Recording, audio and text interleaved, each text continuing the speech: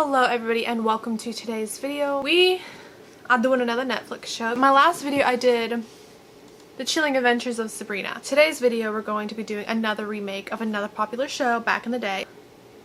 I don't understand how people deal with fake eyelashes. It hurts. So today we're going to be talking about Lost in Space.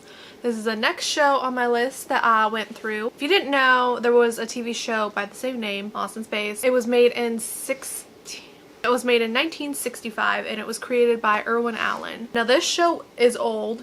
I mean originally it was filmed in black and white. My mother herself was only 8 when the show came out. So it is an old show. Normally, I'm very iffy about remakes. I tend to stay away from those types of things. However, I can kind of understand like this situation because the show is so old. It's like, I know that's like rude to say, but it is kind of old. The technology back then was not the greatest. I really approached this show with an open mind. Also, forewarning, I do love space. I love anything with space. Give me, I don't know, just spaceships. Give me planet. I don't care. Just give me something spacey and I'm gonna like it. Especially if the quality is great. So let me just, before I even get into talking about the writing, I just want to take a moment to talk about the cinematography of the show because, again, I'm a sucker for space. I love anything space theme. I love seeing people, you know, travel throughout space and like look at all these cool planets. This show has some very beautiful cinematography. And I feel like it's very underrated for that, which is like, come on people. It's a very beautifully shot show. There's a lot. It's just very beautiful is what I'm trying to say. I just want to like praise the team behind that because it's like, it's so beautiful. The quality, you wouldn't expect it from a Netflix show, like, no offense Netflix, but I don't expect, like, it feels almost like a Hollywood movie. It's quite stunning, it's quite beautiful, and I'm quite surprised. Something like that I think would be really expensive, and I don't think Lost in Space is that popular of a show right now. But anyways, let's just hop right into the writing. So let's start with season 1. A group of space colonists leave Earth to travel to a new star system, Alpha Centauri, in hopes to find a better home. Earth isn't doing so hot, like the atmosphere is disgusting, and something crashed on Earth and then like the atmosphere got like really nasty, so there's no more blue skies. People are like, okay, let's we gotta abandon ship and head out to some other planet. So they go to Alpha Centauri to start a new life. Now, in order to even qualify for a ticket on the spaceship to Alpha Centauri, you have to pass a series of tests, which a lot of it has to do with your intelligence, but also the physical aspects of it. Like if you can't handle a spaceship, like flying, no gravity, that type of thing, you're not gonna be able to go, because obviously if you can't handle it, you can't go. Again, they also test your knowledge because they want the brightest of people to go there. This is mainly a family mission. They want like families to go over there and populate like a whole new planet, and of course they're gonna want the smartest, brightest people with no criminal record to go to Alpha Centauri. The family of this story, the protagonists that we follow, are a family of 5 called the Robinsons. The mother and father are John and Maureen, and then the 3 children are Will, Penny, and Judy. On their way to Alpha Centauri aboard the mothership,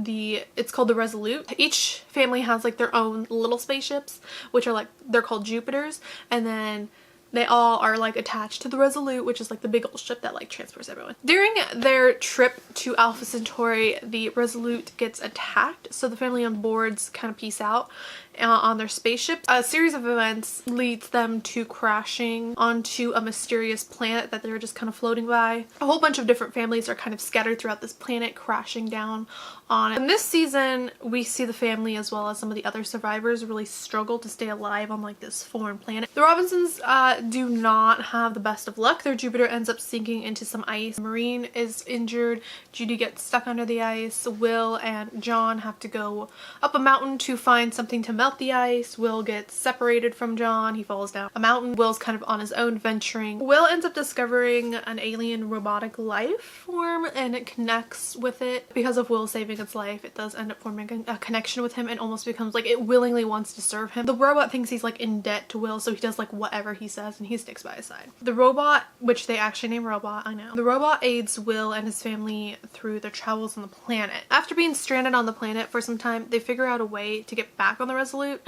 The Robinsons, however, get into some trouble and end up with an alien engine on their Jupiter. When the Resolute comes to pick them up, the engine reacts and transports them through a wormhole, spinning them out into a completely different solar system. That's kind of where we end the first season, lost in space, as you will. This show, the first season especially, has a lot of heart. The family that we follow share a very special connection. They love each other and they have each other's backs, you know, but that isn't to say that the family doesn't have some issues. It's just, you know, seeing them stand up for each other is like, it's very heartwarming. It definitely, watching them like interact on screen, you know, doing those like sacrifices for each other, it definitely captures like the audience's emotional investment in these characters, which is always a good thing. Each character sort of adds something to the mix, whether it be like comedic value, common sense, or just overall intelligence. And I think the characters really play off each other well, and with the other survivors around them, they're able to form these bonds with everyone around them. The situations that the family finds themselves in can be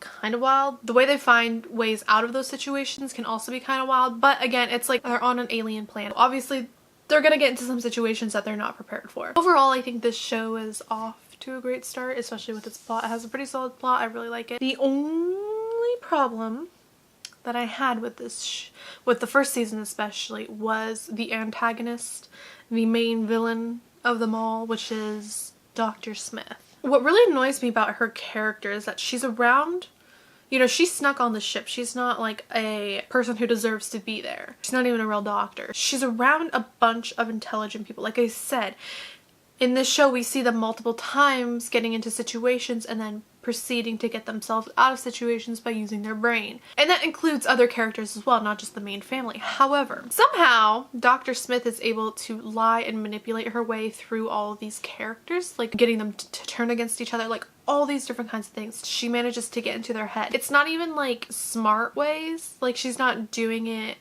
cleverly enough, if that makes sense. From the get-go you can tell like she's being sneaky, and it's like, really, these people don't see that? Like, obviously as the audience we get more background for her. We obviously know she's not that good of a character. These characters are only introduced to her as Dr. Smith. We were introduced to her as the person who killed somebody, aborted, you know, all this other stuff. As the audience we are going to have like this notion of not trusting her, but at the same time it's like if you put yourself in those other characters' shoes, you would have been kind of hesitant to believe everything that she's saying. And you can, I don't know, it's just, it's so unbelievable the way she manipulates her way through the characters. I just wish they gave her a little more edge, like a little bit more cunning nature to her. Other than that, I really did enjoy this first season. Again, I really enjoyed that cinematography. I think it was splendid, and I think that's the only reason why I would it's not the only reason why, but it would be the first reason why I would recommend this show to somebody, is because it's beautiful. I mean, what else can I say? So season 2 starts 7 months later, and the Robinsons kind of are laying low on a planet because, like, again, they're transported into a whole complete other solar system. They have no idea where they are, so they just kind of lay low on the first planet that they find, which is like this watery planet. That planet, they kind of pitch their tent, and that's just kind of where they stay, and they try to gather up their resources. You know, they're low on energy or something like that. On this planet there are lightning strikes that happen, I think they said every 23 days. Hits the same spot every time, and it's like a row of lightning strikes. So they're like, okay, you know what, we'll go over there, that's how we'll charge up. We'll just get hit by lightning. They sail over there, they get the power they need to get off the planet, and they discover that the Resolute has also traveled through the wormhole. They go up to it but find it's been abandoned, and for good reason. There's another alien robot roaming the halls that is kind of like blast heavy, ready to smoke anyone it sees. The Robinsons manage to trap it and discover where the others fled to, which is another planet in the solar system. Not the same planet they were on, but like another planet. And this season, we kind of find out that from before, you know how Earth, there was something that collided into Earth, and that is what caused the dirt and the atmosphere. No more blue skies. It was actually revealed that it is alien spacecraft that crashed onto planet Earth. There was an actual alien side. Technology was super intense, so they decided to build a spaceship, the Resolute, around the alien spacecraft. So this whole entire time, the alien that crashed obviously was injured, so this injured alien has been driving the Resolute the whole time, and the people that found him kind of found a way to enslave him. So Will ends up finding his actual robot on the planet with the other survivors, but Robot seems to be a little changed this season. He actually becomes like a rebel teenager. He kind of consents that Scarecrow's on the Resolute. Robot's like, yeah, I gotta get my buddy out of here, cause this ain't right. He tries to take Scarecrow. Obviously the humans aren't very fond of this idea of taking, you know, their their driver away. Robot ends up getting Will to help him, and Will ends up getting his sisters to help him to get Scarecrow off that planet and down to one of the monuments so that he can heal. Will returns Scarecrow. Scarecrow heals, but unfortunately there's like now a whole bunch of other aliens coming after them. So they have to hurry up back to the Resolute, and the Resolute has to kind of take a stand against like a whole bunch of different aliens. They decide that Robot is going to take the space engine onto one of the Jupiters, and they're going to take the children away to Alpha Centauri while the parents stay behind and kind of fend off the alien robots. That's kind of where season 2 ends. Season 2 took a different direction than what I thought it was going to take us. For one reason, I actually thought they were just going to be lost in space, but they kind of hunkered down on a planet. Like, I'm okay with that actually, because it would be kind of boring if they were just like floating around space. The plot is solid for the most part and keeps the audience engaged with everything that's going on, keeps them on the edge of their seat in certain scenes. Again, like I said, they were on another planet. They get stuck on, well, 2 planets this season. It does have the threat of kind of repeating the plot from season 1, but I think they do a good job of taking this a different direction and doing something different with it instead of just, again, like repeating the plot of season 1. And again, the only problem I have revolves around Dr. Smith. Again, this season her character is a little more fleshed out. I wouldn't say she's necessarily a one-dimensional character, but she was a character that lacked a lot of depth and lacked a lot of emotional empath from the audience. I still had some problems with some of the things going on around her. There was something I could get over. First off, during this whole, whenever they escape the first planet that they're on and they go up to the Resolute, just the Robinsons, and she's on their ship, she manages to sneak out. She somehow gets to the computer system, wherever the heck that is, and she changes all the information on her. So she changes that she was arrested, she changes her own identity, she deletes footage, she does all this stuff. First off, how the hell do you even have the access to do that stuff? Because I'm assuming you're going to have a high level of security to do all the things that she was doing. However, she just goes in there and like changes her whole identity. She changes Dr. Smith's identity. It's like, how? And then she is just wandering around the ship. She goes down to Dr. Smith, visits him, and then she takes out, because everybody has a chip in their arm that they need to scan that like shows them that that's who they are. So she takes out his chip and puts it in her and says, look, I'm the Dr. Smith now. All this while a crazed robot is roaming the halls. And it's okay, that in itself is kind of like, really? But afterwards, she gets away with becoming Dr. Smith because they have no proof, they have no footage, they have no records of her. Somehow, right? The testimonies of the Robinsons and all the other colonists from last season who knew that she was a liar. Doesn't matter. It doesn't matter at all. She is who she says she is, and she gets an office for it. It was way too easy for her to delete all that crap and change it. And second, it was just, how are you people so stupid? Military commanders, aerospace engineers, a whole group of like scientists. These people have brains and yet they don't. And it really makes you kind of question, like, do you people deserve to be on Alpha Centauri? Like, if you're easily manipulated like this, do you deserve a spot on the ship? The conflict. So Dr. Smith is written to be the antagonist of the show, and while she does add conflict to the story, I wouldn't really label her as the antagonist. Especially in the first season, she's really the only antagonist. In season 1, her character had a lot of issues in her development. I really wouldn't call her a one-dimensional character, but she does lack something there. People have an issue with her character because she has no redeemable qualities. We recognize the connection with the Robinsons. We have an emotional connection. The audience has emotional connection with them. So how is her like literally plotting against them? Like, there's no rhyme or reason behind what she does, and it makes no sense. No one can get invested in her intentions, and no one can understand her reasoning behind her own motives. Like, I don't even think she knows the reasoning behind her own motives. If it was just the Robinsons lost in space, then yeah. No, yeah, it would definitely be a boring show, especially season 2 if that's the direction they wanted to take with it. And having, because I thought that was the direction they were going to take with it. And having Dr. Smith be the antagonist the entire time, then yeah, no, it would have went downhill real fast, I think. She's not really worthy of the label antagonist and would be very underwhelming as the main source of conflict. So in season 2, we're also introduced to kind of another candidate. Well, Dr. Smith does some like crazy ass stuff in season 2. There's also another guy, his name is Hastings. He's a despicable guy. He's the one who kind of like enslaves the robots to do all the flying. He's not compassionate. he's like a really one-dimensional character. I wouldn't label either one of these two as being antagonists for either season, really. So who would I label as the antagonist?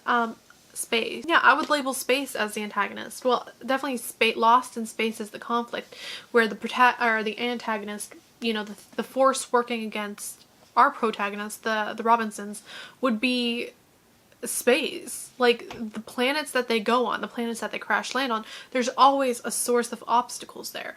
They have no idea where they are. They're traveling through the cosmos and touching down on foreign planets in unknown solar systems, and it gives them and the other colonists a struggle. Smith and Hastings, they're just there to stir the pot. They're just bumps in the roads. They're not the main source of conflict, and it makes the show interesting to watch as these characters interact with all of these new things, these new and strange things on these new and strange planets. Setting and tone. So obviously this takes place in space. It's space adventure, what can I say? The tone is often very fun and adventurous, but there are times where it will be serious. The Robinsons, again, tend to get themselves into trouble, whether willingly or not, but often find a solution. Because they are a family and sticking together is important, there's always an element of tension for their safety. There's a certain sense of unity and teamwork that surrounds the Robinsons that makes this show fun to watch. So overall, there's no real problem with the tone, like no weird fluctuations or shifting in tones where it doesn't fit. It stays pretty true to the story at heart, so that's always a good thing. Next is pace. Lost in Space tends to be a bit on the slower side. That's not a bad thing either. Shows like this, it's kind of like a slow build up. It never feels like it's being dragged out to the point of like, well, let's get this moving. Everything that's happening, again, it's very exciting and new to watch them interact with like new planets and all this other stuff. And most of the time was definitely spent developing characters and developing the plot, so it was time spent wisely. I would rather have a show be slow and steady rather than fast paced and skipping over elements that would be necessary to see for character growth and plot development. Season 2 does pick up the pace a little bit, but it isn't like super fast. But both seasons definitely have a good pace for the story that is being told. Let's go ahead and go on to the characters. Let's start with Maureen Robinson. So she is an aerospace engineer that actually helped design the Jupiters and the safety systems of the Resolute. So what that means is that she's very smart. She is a very work-oriented person. She does find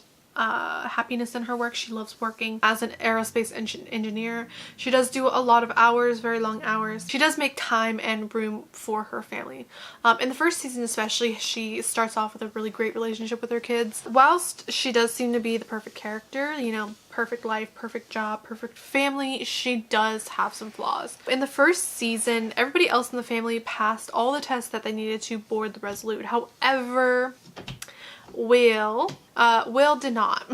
He failed his physical test. He was unable to perform as he should have been. But Maureen wanted to keep her family together, so she ended up trading her secret code for the alteration of his test scores. It was very clear from this moment that she'll do whatever is necessary for her family, including doing illegal stuff. In the second season, her relationship with the children becomes strained, especially with Penny. Penny feels as if she doesn't have a connection with her mother, and then Judy later on learns the secret about Will and she becomes kind of disappointed in her. A lot of times characters like hers are written to be perfect with no flaws, or if there is flaws, it's only in the beginning, and that after they overcome those flaws in like an episode or two, that's it. They're perfect throughout. However, her character not only continuously has flaws, but she suffers the repercussions of her actions, trading her secret codes for Will in season 1. In season 2, she finally suffered the repercussions of that. Trading her secret codes ended up causing this whole situation about her safety stuff. With Will, she didn't get away with it, and she had to pay for trading her codes. You know, Judy learns the secret and thinks differently of her mother. The writers, you know, are able to make a seemingly perfect character imperfect, which is always a good thing. We love ourselves imperfect characters. So let's move on to John Robinson. He was a former US Navy SEAL, and because of this, in the first season, his relationship is very strained with his children. I think he was on a tour whenever Maureen decided to take the children to Alpha Centauri with or without him. Eventually, he was like, okay, fuck that I'm coming with you. So he ended up going with his family, putting his career aside and going with his family to Alpha Centauri. Slowly over season 1, he does rebuild the relationship with his children and wife. He definitely wants to make up the lost time. He loves his children. He wants to make up for all that lost time. I almost feel sorry for him in the way that they kind of treat him in the first season. But like, I totally understand it. Like, if your father, yeah, especially what's her name, Judy, especially Judy, she's the one who takes it the harshest because she ended up having to take responsibility for, basically take his role. Having that responsibility when it was supposed to be your father's is never a fun thing to have. And the writers do a really good job of showing both sides of the story. One thing I really like about his character is that he's able to admit to when he makes mistakes, and he tries to like never repeat that same mistake. So season 2, he definitely becomes tired of traveling through space and being lost in space, and you know, wants nothing more than to find a home for his family. And then on the first planet that they were stranded on, the very first episode that we're introduced to them again in season 2, he's definitely the one who wants to lay low on the planet while Marine wants to get off. He's tired of them being in danger all the time. They're always in danger. They're always getting them in and getting themselves into a sticky situation. He does whatever is necessary for the safety of his children, and that's like really something, a quality that all fathers should have.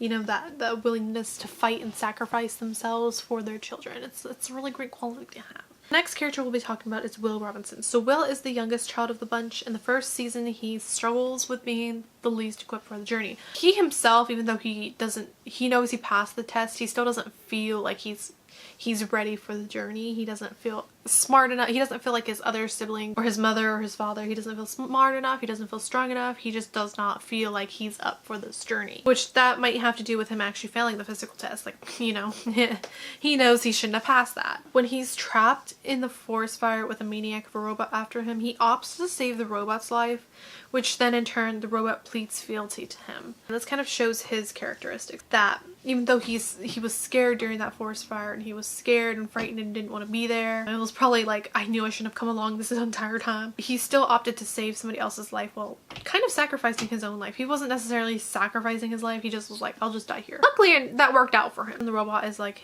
following his every word, following his very lead, almost like a child, kind of, but like a servant child. When it's revealed that the robot is actually the one who blasted through the Resolute, he's quick to defend his friend. Will, he does have many lessons to learn because he is only a child, but he does learn them quickly. Like his father, for example, kind of teaches him that, hey, your robot killed people, devastated other families. He also teaches Will that the robot isn't a tool for him to use. He does accept the truth of the matter. In the first season, he definitely proves that he is worthy of being on the Resolute, that even though he failed his test, he still deserves that spot. In season 2, we do see him grow. He's like no longer a timid boy. He's not really one that wants to run from his problems, but now somebody who wants to kind of jump into the action.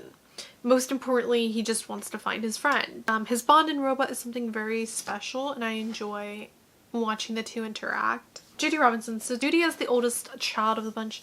Being the oldest, she certainly acts like it. As I said, when her father was gone, she took up the mantle of taking care of the other her two siblings, but that did not at all stop her from achieving her goals. She's very similar to her mother in the way of hardworking and getting what she wants. So she's a medical student with bright visions of becoming a doctor. With Judy, she takes the longest to reconnect with him because of she is a very stubborn character. Stranded on the planet in season 1, she was the only doctor on the ground and really had to step up, and she enjoyed that. She enjoyed the challenge. So in the next season, when she's like demoted back to being a student, doing basically peasant work, she's not having it. Judy is definitely the type of girl, like I said, to follow the rules.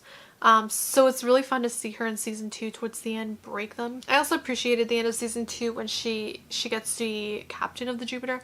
Penny Robinson. So Penny is the middle child of the bunch, and you can tell she's definitely the middle child.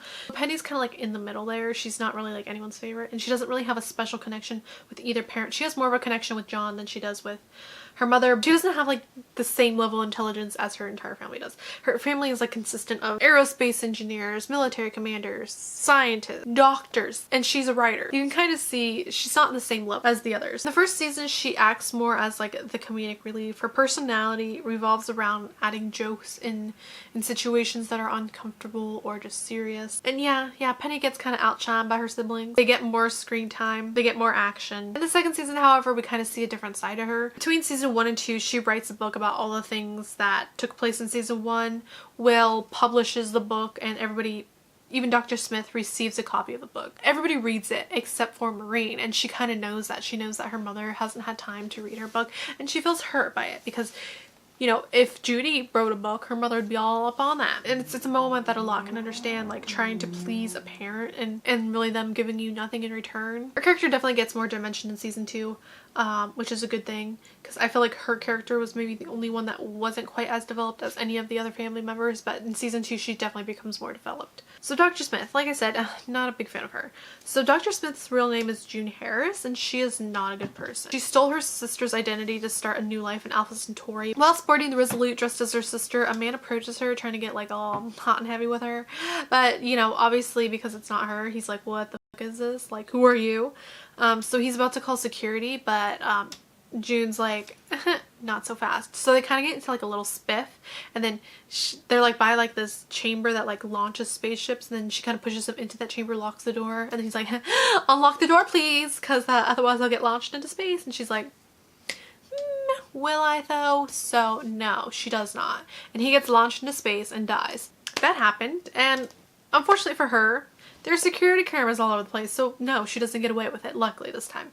She gets arrested and taken in, and she's being interrogated when robot attacks the Resolute. Manages to escape while chaos is kind of erupting around the spaceship everywhere. She flees. She comes across Dr. Smith, who's injured, the real Dr. Smith, and takes his identity and his Jupiter. So the entire time during season 1, while they're trapped on the planet, she manipulates her way through the survivors. Again, there's no rhyme or reason for the way she lies and manipulates people. She's just a character that lacked any emotional investment. Second season definitely rectified this by giving her a redeeming quality absent from the first season. For one, she's actually affected when she meets the child of the man she killed, you know, the one she launched into space. She shows emotions, real ones, real reactions, and she does become connected finally with the Robinsons. You know, in season 2, she does boomerang back and forth from being like selfish and betraying them, and then like not being selfish and like actually helping them. With the help of people like Penny, she does become more human than what she was in season 1. In the end, she does sacrifice herself to buy the family's time to escape the evil robots. I can't confirm she's dead because, you know, they didn't show a body or anything, but we can assume that she's dead. Dawn West. So Dawn is a full-time ship mechanic and a part-time smuggler of fine goods. We're first introduced to his character trying to sneak on a Jupiter to escape the robot on the Resolute, a Jupiter that isn't his, which it happened to be the one that Dr. Smith or June Harris was stealing. So she lets them on, but as soon as they crash, she tricks them, obviously. Takes his supplies and kind of leaves him to die with his wounded friend and a chicken. He's a type of character that kind of acts like he doesn't give a crap about people, like he's selfish. He likes to pretend that he doesn't have feelings, which we kind of see is like definitely not the case. It's a show that he puts on, and he really becomes connected with the Robinsons. It actually does come to a point where he sacrifices his freedom, which is probably like for him worse than sacrificing his life for Penny, by admitting that he is a smuggler. He and the parents too even do this thing where like they'll sacrifice each other back and forth in times of danger. So the last character I'll be talking about today is Robot. In the first season, he definitely acts like a servant to Will's command. Like he does everything he says. He followed his every word and his every move and all this other stuff. He really formed an unlikely connection. Even when Will ends up destroying Robot for the greater good and Dr. Smith brings him back to life, and he becomes almost like under her spell now, he manages to break a hold and protect Will. The second season, he begins to think for himself. He's not just Will's bodyguard anymore, doing his every word. He grows and changes and learns things along the way. Things like family, love, things that robots really aren't supposed to be feeling. So when one of his species is being enslaved by the humans to drive the Resolute, he understands the idea of the cage. Like, he understands that, you know, he is caged up right now. He is not happy. He is dying. He goes against Will's word and tries to help his friend. So I'm really glad that they took this direction with this character, as robots in sci-fi tend to stay the same throughout the entire series.